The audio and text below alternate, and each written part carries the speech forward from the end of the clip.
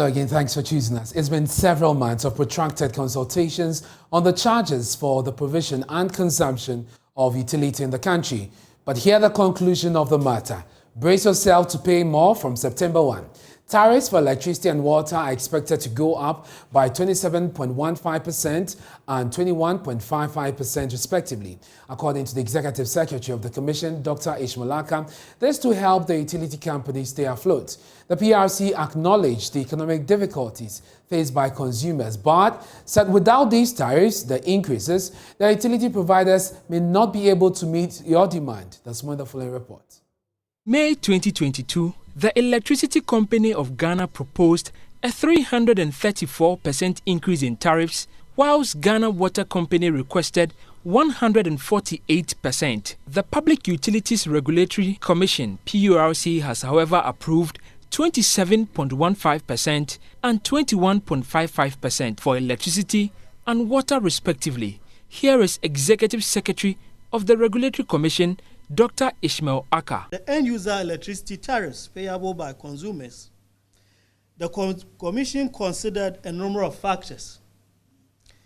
These include the cost of power, which is influenced by growth in demand, the weighted average cost of gas, inflation, and the exchange rate. On water, the Commission took cognizance of the cost of electricity, increased volume or cost of chemicals to treat water, raw water, the exchange rate, inflation, infrastructure expansion, operational maintenance, and the financial viability of Ghana Water Company Limited. The Commission therefore decided, after rigorous and objective analysis and extensive consultations, to increase the end-user electricity tariff by 27.15% and water by 21.55%, effective 1st September 2022. The rates in view of the Commission are sensitive and responsive to the positions of all stakeholders, consumers, and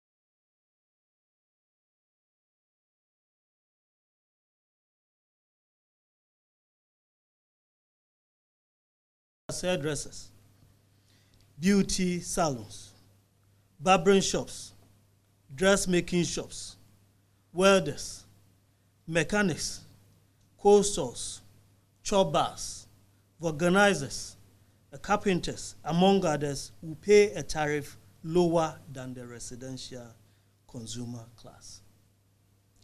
The new tariffs are expected to take effect from September 1, 2022.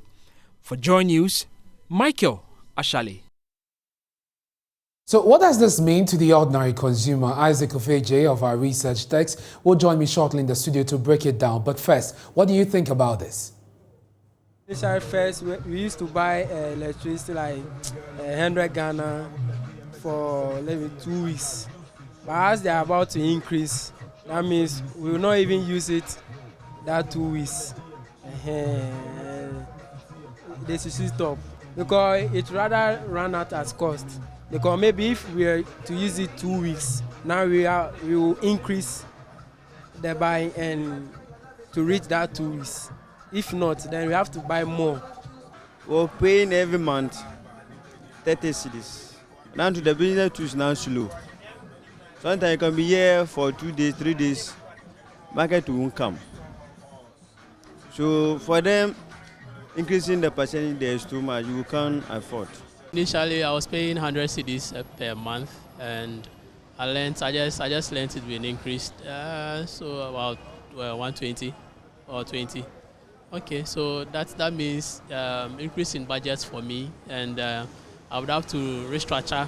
We are not working, it will affect me. You see, I'm old lady, and I'm not working. I'm depending on my children, and here is the case. At the end of the month, if they give you 500 and you remove this water bill and the electricity, it's finished. People park their cars and then they are joining the public transport because of high cost of living. And then you are coming to increase again by 20 to 25%. I mean, you can just imagine the burden it will put on the individual household. I pay 20 cedis for 2 weeks. So now that they are going to increase the tariff, it's going to lessen the days of the normal days that we used to pay. And then also, it will make you pay more and it will hit my budget.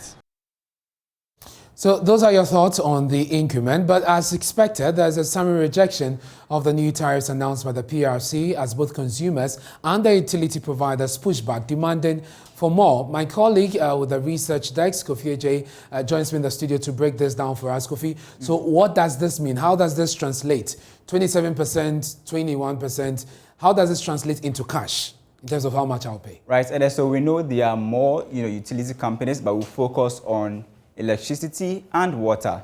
So we know Electricity Company of Ghana got just 18% of what they requested for, whilst the Ghana Water Company got close to 6% of what they requested for. But what does this mean to you, the consumer there at home? So if you focus on water, for instance, we are doing 3 classes for those who are in the residential class, those of you who are also in the non-residential class. We are going to look at how much this 21% and 27% mean to you as a consumer out there. So if you are in the residential class and you are consuming between 0 to 50 cubic meters of water, it means that your tariff would have to move from 22 cedis, 45 pesos to 27 cedis, 29 pesos. If you are within the range of, if you are consuming 10 cubic meters of water with somewhere around 10,000 liters, you'll be moving from 62 cedis to 75 cedis, 39 pesos. Now, if you are within the non-residential class, those consuming 10 cubic meters of water, you'll be moving from 98 cedis, 30 pesos to 119 cedis, 49 pesos. And those who are using it for commercial purpose, like those who are sachet water producers, will be moving from 129 cedis to now 157 cedis, 59 pesos. Now, if you focus on electricity, this is where most of the controversy is, because the rate here is an average rate. It means it does not apply to all the classes that you see here. So the 27% could be more in some class and could be less in other classes. So if you look at the residential class and you are someone who is within the lifeline rate, your payments will now increase from 12 cedis, 10 pesos. If you are consuming 30 kilowatt hour, your consumption how much you'll be paying will actually increase from 12 cedis, 10 pesos to now 14 cedis, 70 pesos. For those of us who will be consuming 300 kilowatt hour, if you are within the range of 120 kilowatt hour, you will be increasing from 85 cedis, 96 pesos to 117 cedis, 58 pesos. So for those who are within the range of 300 kilowatt hour, you'll be now increasing from 203 cedis, 72 pesos to now 277 cedis, 85 pesos. And for non-residential class, now you see the rates over there from 108 cedis to 112 cedis, and also from 151 cedis to 263 cedis, 77 pesos. Now, this is where I want us to focus the analysis on in terms of water. So you see these gallons here, which we usually call Deco 4 gallons. So let's take a household that uses 6 of these gallons in a day. So I made some calls to actually find out how much one of these costs, if you actually fill them, currently is around 50 pesos. So if you're a household and you consume, you use 6 of these in a day, so it means that in a month, per the old tariff that you have, you'll be paying 90 cedis per month if you are using 6 of these gallons in a day. That's how much you'll be spending on water. Exactly, in a month, 90 cedis. But if you use this new tariff, all other things being equal, if you are using the same 6 gallons, in 6 gallons per day, it means that in a month now you'll be spending close to 126 cedis, which is an increase from the 90 cedis that we are actually seeing here. So Ernest, that's the analysis for you. So we've seen almost all the figures going up substantially and then significantly as well. Thank you very much, Kofi, for helping us understand how much we're really going to, cover up to sustain ourselves by way of water and electricity. Let's go onto the phone lines now and do some more analysis, understand this better. Let's go to Zoom first. Charles Ni Ayuku joins us. He's the General Manager, External Affairs, ECG. Thank you very much for your time. So you requested 149. You've been given just 27%. Your reaction to this? Thank you very much, Ernest, for the opportunity. I hope you can hear me this time around. It's very clear. Right. Thank you very much. Yes, so we're expecting the exact proposed tariff. Unfortunately, we got what PURC announced today. Yes, we've accepted it, and we'll continue to work hard, not compromise on our service delivery, but work hard and serve our customers. About 7 indicators, 7 things you indicated to the PRC, which for you necessitated the 149 that you requested.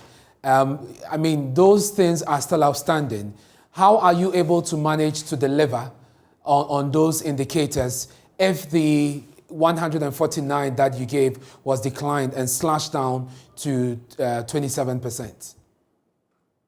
Yes, and I'm sure you'll agree with me that it's very difficult for us to manage. But as a company, we would be looking at our priority areas so that we'll start to manage and adjust. And then as we move on, we'll discuss with our stakeholders on how we'll be able to get some support, especially from our donors, so as to manage the situation. But I can assure you that ECG will continue to provide quality service, reliable service, and make sure our customers are happy. Well, we'll leave it here. Thank you very much. That's Charles Ayiku. He is General Manager, ECG, External Services. Let's get the reaction of industry to this. Dr. Akanyamike is President of the Hoteliers Association of Ghana, and he joins us. Earlier today, you asked that government looks at the cost of electricity for you. With a new tariff announced, would you say that's business friendly? Well, thanks so much once again. And let me put it this way. You see, when you compare what ECG and Ghana Water Company proposed against what the PURC has approved, you'll be tempted to jubilate or celebrate over it. But when you situate it within the economic challenges, the unfriendly business environment that we have now, then reality dawns on you. And then you begin to have these chills in your stomach as to how your business is going to survive. Indeed, rough times are ahead of us, and I am just praying that we'll be able to find ways to deal with other aspects of our cost. Because, again, when Dr. Aka, from the PRC, indicated that these tariffs have been approved to ensure that we do not return to doing so, that is where you sit up again, because you wouldn't want a situation where doing so will visit again, looking at the effect it has on the industry, especially with the hotel. So what we can do actually is to look at our business, is to look at how we are going to manage costs, is to look at how we are going to reduce the consumption of these utilities so that it doesn't really derail our business, because we don't want a situation where this increases is also going to push us to increase our rates at the hotels, which in itself will also be counterproductive to us because of the But you sensitive say nature that of price. this is fair. You would say that this is fair if you look at both sides of the argument. Well, it's about balancing all sides of the equation, you know, because when PURC, the ECG and Ghana Water Company came up with their proposals, honestly, I couldn't sleep at night, because my thought was, if they have requested for this huge increase, how much reduction can be provided that will cushion us? So in that sense, the 27 and 21 is a bit comforting. But again, my point is that when you look at it within the current situation, that is where the challenge is. So, Definitely. well, for me, it's about the avoiding info. And if what the PLC boss is saying is in all honesty, and it's a way to deal with the situation with regards to constant and regular supply of energy, then what I'm saying that we have to accept it in good faith and find other ways to reduce our costs so that we continue to stay in business. I'm grateful for your time. That's Dr. Kanyameke speaking to us, that he's president of the Hoteliers Association of Ghana. Now, some spare part dealers at Abossey are folding up because of cedi depreciation and high import duties, and they are blaming that for their misfortunes. They say if the economy is not fixed, more businesses will soon collapse, and they've called on government to put in place measures to address the downturn. I have a lot of challenges. One is that the duty is very, very, very high. I want to speak to the government, or if I can talk to the government, or I can't know what can I say. What can I say is, let's talk to the government to do something better for the nation, because things are very, very high. And why? Why? Because of the duty things. Those people who are import, they always crying. They cry because of what? Because of the duty. Scooter, my dreams are buying dollar. Sa go do no onto the cotton. Abama Bank of Ghana into Scano. Engwo. Na the dollar cost no atom bia ship. Come here, why? You blame to turn on to the Kakana Cascawapa. Yet it is so comedy.